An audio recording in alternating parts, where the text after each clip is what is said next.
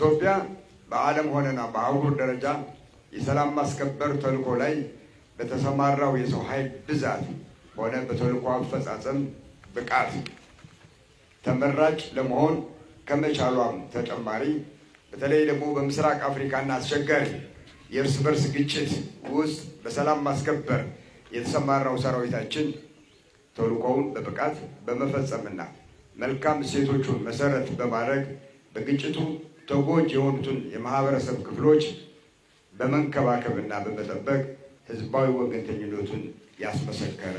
ኃይል ነው። ውስብስብ የሰላም ማስከበር ተልዕኮ የምትሰማሩ አባላትና ኃላፊዎች ድርብ መሆኑን ተገንዝባችሁ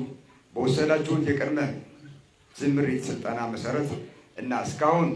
የሀገራችን ሰላም ለማስከበር ያላችሁን የሥራ ልምድና ጀግንነት በመጠቀም ተልዕኳችሁን በኢትዮጵያዊነት መንፈስ በፍጹም ህዝባዊነት በወታደራዊ ዲሲፕሊንነት እንድትፈጽሙ እናሳስባለን።